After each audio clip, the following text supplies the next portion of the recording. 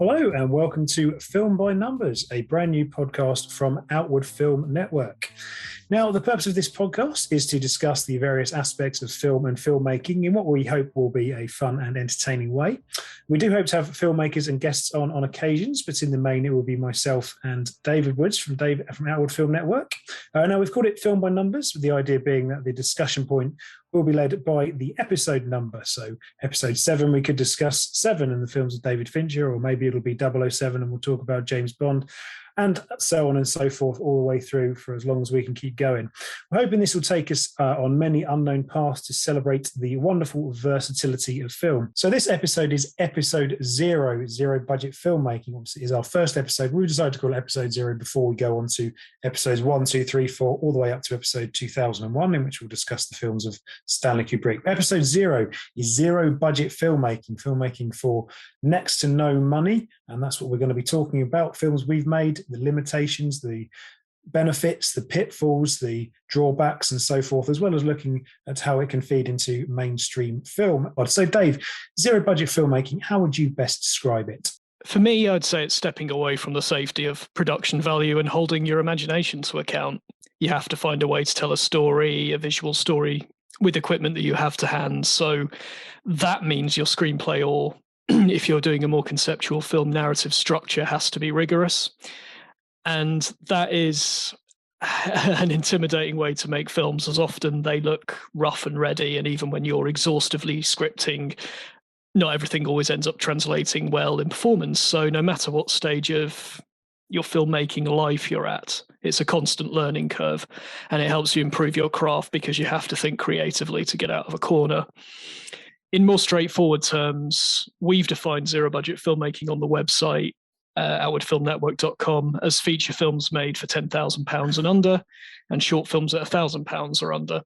And the emphasis is on making a film for as little as possible, so as far under those umbrellas as possible. And these budget definitions are gleaned from industry guidelines. But films are getting cheaper to make all the time. I mean, what we say zero budget, but it is quite rare that you make a film for absolutely nothing. Yeah. But do you tend to find that you can make a film for, less than £100? I mean, we've made shorts for less than that.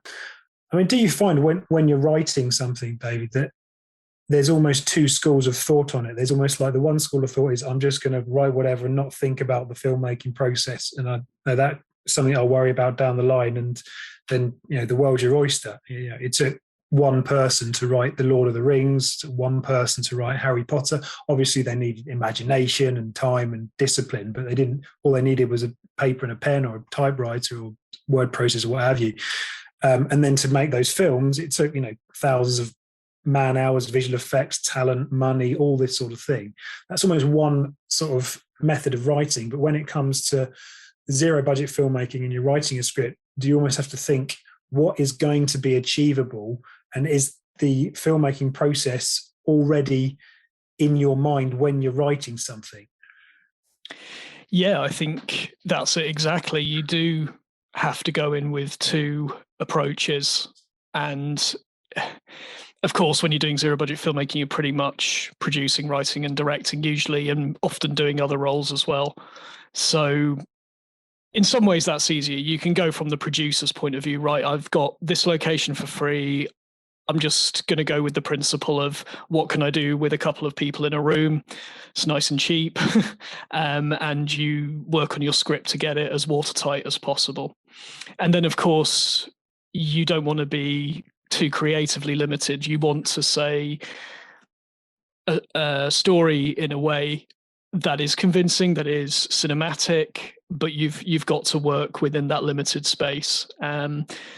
So it is that trick of trying to cross away from a theatrical staged feel to something that is genuinely cinematic. That's the fun challenge, but you are approaching it really from a producer's point of view, if you like, and also the creative filmmaker's point of view. What do you think are the primary benefits of zero budget filmmaking? Because I think there is a sense of creative freedom, because it's thinking, what can we do? What are our options? What can we actually make? It almost gives you a bit more of a drive behind it, because you can already feel the film coming to life, can't you? Yeah, that is you mentioned the word freedom. That's the key word. That's the biggest benefit. You don't have any interference, and you can suddenly be running through pre-production towards principal photography, and it's so exciting. Nothing's stopping you. You're working with people who want to be there, love the project, and everyone's having fun together. You can experiment more with cinema language, with scripting, with storytelling, and you learn what works and what doesn't for your own storytelling style as well, and when it comes to film grammar in general. But it is that freedom from interference that is so compelling about zero-budget filmmaking. Absolutely, and we were discussing the benefits, but there are drawbacks. I mean, I found when we made Night Lens, which was you wrote and directed, and I was involved with as co-producer and did a bit of quote unquote acting in it. We were filming in a local art studio, and we were running out of time, and we had to finish that night because we couldn't get the studio the next day. And I kind of thought, you know what, if this was a big budget film, you could just sort of say, okay, we'll have the money, we can get a bit more money to come back next week. So that's one of the drawbacks that I see with zero budget filmmaking, as well as obviously sometimes the technical qualities and the fact that you can't have necessarily visual effects or big cast, big a lot of extras, that sort of thing. What other drawbacks do you think that it presents, aside from the obvious, I suppose?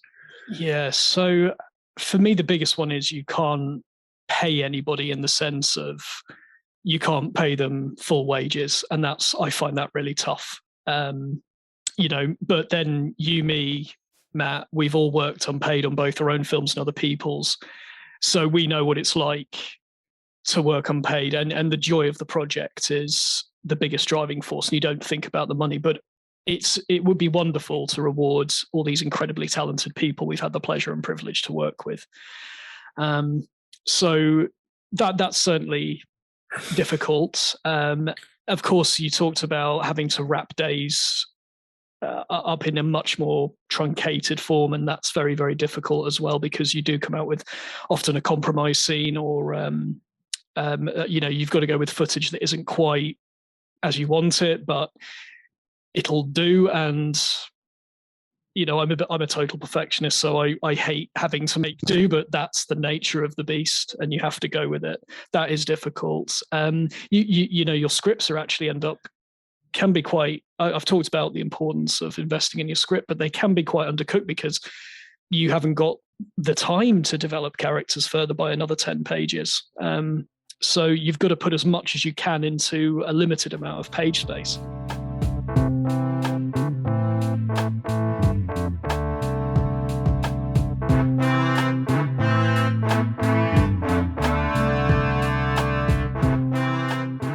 Now, something we thought that we'd always try and end with these pods with, and we hope to do many more of them in the weeks and months and years to come.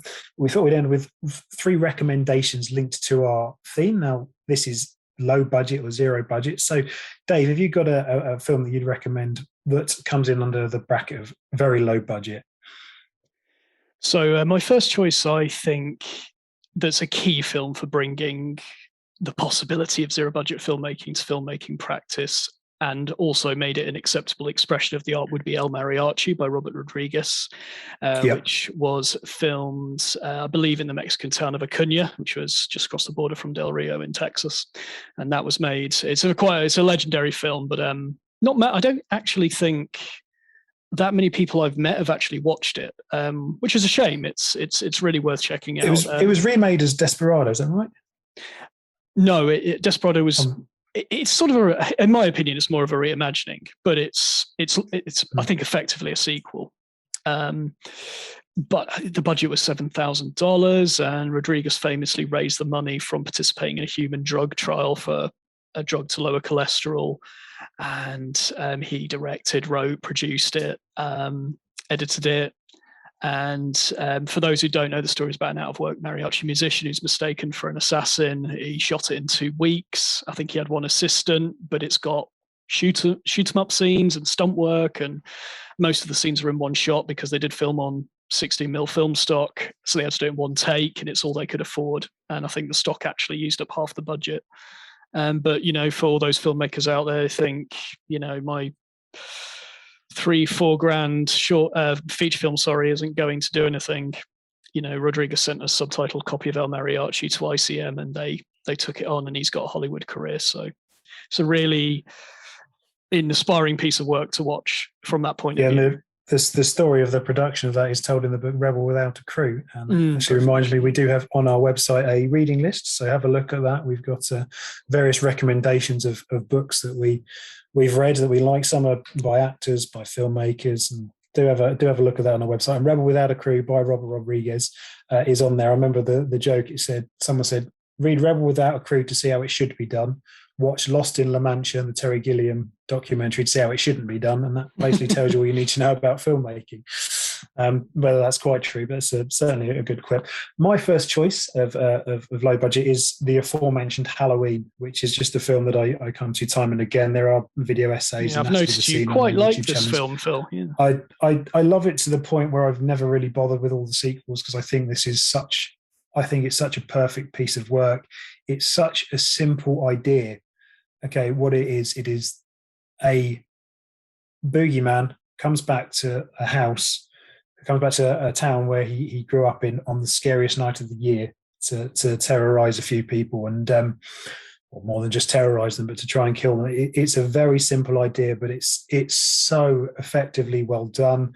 We've mentioned about half the money was spent on the cameras, but we talked about things like the cast and crew wearing their own clothes and how they had trouble procuring pumpkins and that sort of thing. It literally pulls out all the tricks in the book in terms of low budget filmmaking to create something that is so atmospheric and so clever and very, very layered. And it's spawned so many sort of sequels, and there's no blood in it as well. I almost think that if the film was released today, I don't think it would even get an 18 certificate. So they didn't spend money on things like that, which is, it's all about mood. It's all about atmosphere.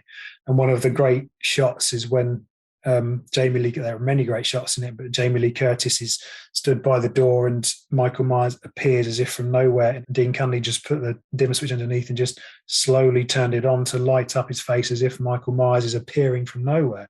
And it's all those many, many, many great tricks. And there's very few deaths in it. I mean, there's the murder at the start, and then you don't actually get another death until almost an hour later.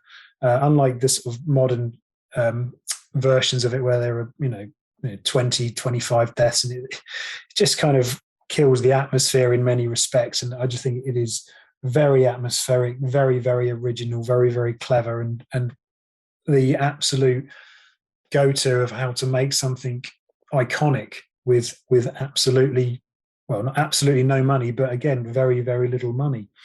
Dave, you got a second choice for us? So Primer is Shane Carruth's $7,000 zero budget film. And this was a film that I think really celebrates the power of ideas and the freedom to use, and the freedom we talked about zero budget filmmaking, to use high concept theories to propel a narrative. For example, the dialogue's very dense. It's not afraid of using engineering terms and technical discussion to explore theories of time travel.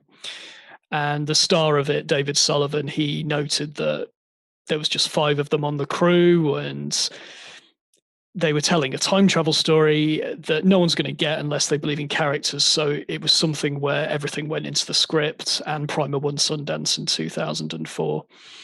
And they made, again, this was actually shot on film stock. So quite incredibly, when you consider Primer's moving towards the digital side of things, not quite to where we are now, but it was getting there. And they used expired film stock, short ends, and that was anything they could get their hands on. So, and they talk about the trust and bond between a crew, and that's it's about the power of ideas, and I said, and the beauty of making something on a small budget with a great bunch of people.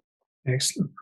My second choice is Christopher Nolan's Following, which is his first feature. I'm sure everyone's heard of Christopher Nolan, who very much doesn't do zero budget filmmaking anymore, as we know with The Dark Knight and Tenet and so forth, Inception and all that. But Following was set in and around, or set and shot in and around London. I think it's a film's about 1 hour, 10 minutes. It's in black and white. And I think it took about a year to make because they shot on weekends.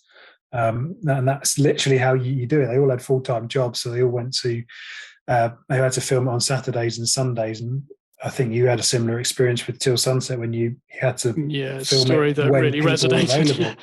Yeah, so it's obviously his first film. Lucy Russell is in it, and there is an interview with her on our website as well. So just a little mention to that. But Christopher Nolan's Following, you can really see his talent is playing with the conventions of time and duplicity, and very, very atmospheric and a really interesting story. And I still think it's a film. It is low budget. It is black and white. It does have that grainy look, but you can really see the talent that he would later go on. And I don't want to say he would later go on to thrive, because I think that Following is in and of itself a really interesting film as its entity. You don't just watch it as a piece of film history and so I'd say, well, that's just, I want to watch that to see how Christopher Nolan started it. It's a film that stands up on its own. And he would then go on to make Memento, which again was a lower budget, but a bit more than Following. Obviously, had bigger names in it with Guy Pearce and Carrie-Anne Moss, Joe Pantoliano. I think I'm pronouncing that right. But Following is very much the origin of Chris Nolan's work, and a must for Nolan completists, but a real example of a filmmaker that is now kind of the go-to guy in Hollywood, one of the biggest players on the Hollywood stage. Making a film with his family and his friends in London over the course of weekends with just one camera. And one thing with low budget filmmaking is you often have one camera, so you have to film things 2 or 3 times in order to get the coverage, which is something that you don't have to worry about when you've got a big budget, and you can have 2 or 3 camera setups and then edit it together accordingly. So my second choice is Following. Dave, your third and final choice. So anyone who knows me knows that I can't leave any discussion of film without mentioning David Lynch. And for me, it's Eraserhead. And this, again, is, I don't know if people know this, but Eraserhead was also just about a zero budget film. It was made for $10,000, I believe. So what's that about? 6-7 grand our money. But this is an astonishing film, and this is for me the absolute example of what can be achieved on this kind of money. Of course, it's a work of genius, and on a zero budget, that's really close to impossible to achieve unless you're David Lynch, who's a genius. And if you really want to understand, though, what can be done, watch this film and get inspired. Lynch built a lot of the sets himself, designed the sound, wrote, directed it. And you just think, I need to look at what skills I have. Do I have design skills? Do I have carpentry skills? Whatever it is that I can put into my film, Lynch is able to do all these things. And what he was able to put together, this midnight movie, really, it was a world he wanted to create and belong in. And I think that's got to be the goal whenever you're making any film, either zero budget or high budget. You want to belong in that world you're creating. For example, the soundscape, I'm a huge fan of sound in cinema. It's very smokestack, industrial. The design of the film is dark, like a machine with a soul, and reminds me a bit of the Japanese film Tetsuo or Iron Man. Its look, feel, and oppressiveness. And it's hard to classify, but watch it, understand its uniqueness and power, and take those lessons forward into your own craft. That's the first time David Lynch has been mentioned on this pod, and I can guarantee you it will not be the last. He will be a filmmaker we come back to. We'll talk about Nolan in the future as well, and Halloween and many others. This pod could take us down many different routes. My third choice for low budget, I should say, rather than zero budget, is Mark Jenkin film Bait, a fairly recent one, shot in black and white, set in a fishing village in Cornwall. It's got interesting themes about the outsiders from London sort of taking over and the industry down there. It's got interesting ideas. It's got great performances, and it kind of wears its low budget aesthetic on its sleeve, and it says this is what it is. I think they filmed, they did all the dialogue separately and then edit it together. They didn't actually record any of the sound on on set, if you like, and then it almost has that deliberate grainy aesthetic to it, but it is still a low budget film. Really, really interesting piece of work. There's some terrific match cuts. There's a real good recurring motif with the use of the pool table in the bar and that sort of thing. And there's some really good ideas that really come through. And it's almost like, because it's low budget, because it's black and white, because it's grainy, you can see the ideas for what they are, and there's no sheen to them. And that's why I would highly recommend that film. It's fairly recent. I know Mark Kermode was a big fan of it, and it's understandable to see why. I think it's available on Amazon Prime.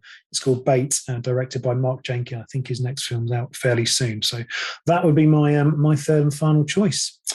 I think that brings us nicely to the end of episode 0, the first of Film by Numbers from Outward Film Network. So many thanks to all of you for downloading. We do hope you have enjoyed. We're on Twitter, we're on Facebook, we're on Instagram. We have our website, outwardfilmnetwork.com. We're on YouTube, and we will be back with episode 1. What could we be discussing then? Well, you'll have to wait and see. Dave, anything further from you? Just want to say thank you to everyone for listening. We really appreciate your support as always, and can't wait to catch up with you all soon. Brilliant. Thanks very much. So that's all from us, and you Cheers, all take Phil. care of yourselves. Thank you, Dave.